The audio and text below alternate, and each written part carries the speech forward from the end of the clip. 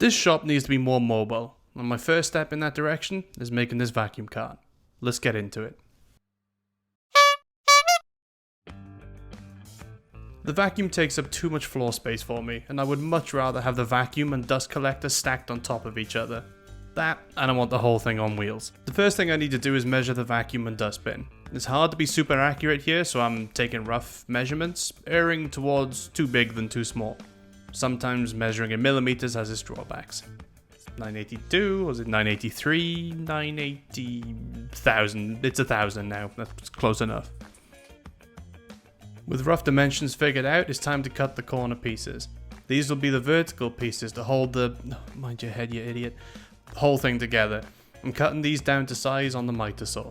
Nothing special to mention here other than remember to cut on the waist side of the line.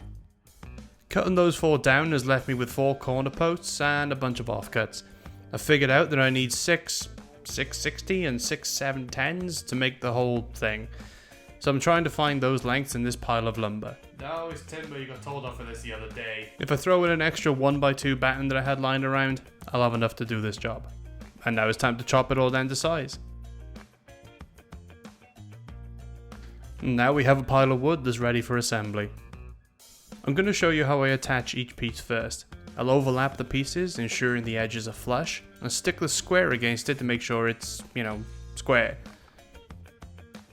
You can see that the only screws I have don't really go all the way through, so I'm going to go drill some pilot holes and then forstner out a cavity to about half the thickness of the wood, which should let about half the screw get into the piece underneath. I'll need to do this for every piece to make sure that the frame is stable.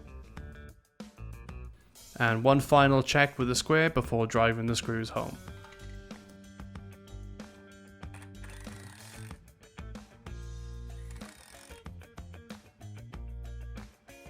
I had to assemble this on the floor because I don't have a big enough workbench. I measured and checked the height from each batten before screwing them in.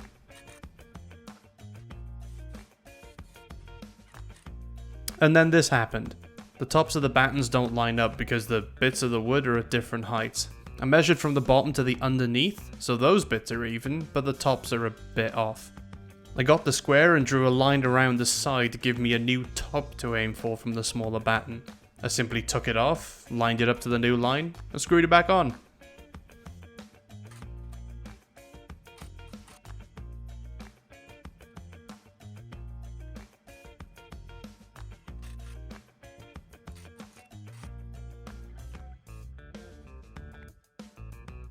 Look at that, much better. Now it's just a case of joining the 2 separate frames. I'm standing them on edge and fixing the top and bottom battens first just to get the frame square. The middle ones should just slot right into place if the others are correct. And here we have the first casualty of the job, and thankfully it isn't me. Rest in 2 distinct pieces, little drill bit. So now it's a case of finishing the rest of the battens. And having a couple of drills on hand for this kind of work is so useful. Not having to switch bits is a huge time saver. And how does it stand? Well, like it should. It's solid. Giving it a good push doesn't topple it, and the only unevenness is because of the floor. No, really. Next, we really up the octane by fitting some wicked wheels on the frame. I'm using Axminster's caster wheels for the job. It's not sponsored, and for no real reason, they were just the first ones that I found.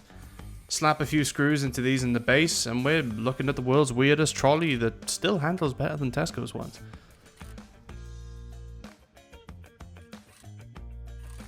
Giving it some good shoves doesn't topple it over, which is great. I don't want to have to be delicate with this thing in the shop.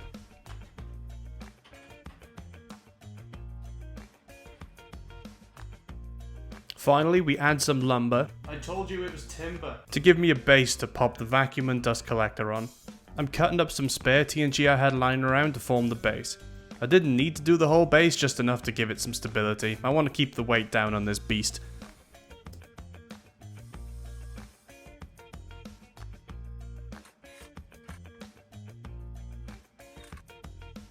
And once those are attached, it's a case of popping the gubbins in and seeing how it fits.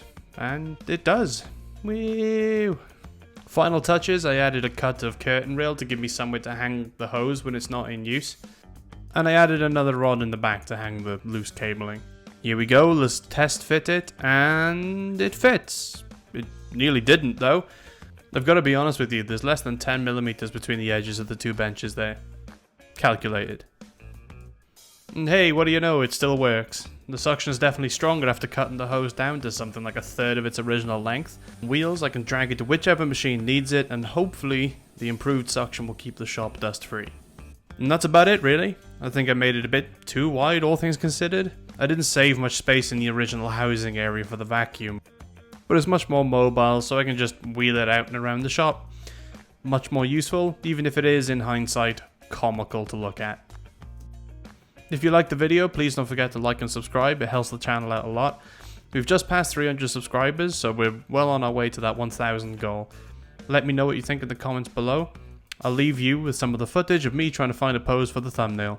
Take it easy, and I'll see you next time.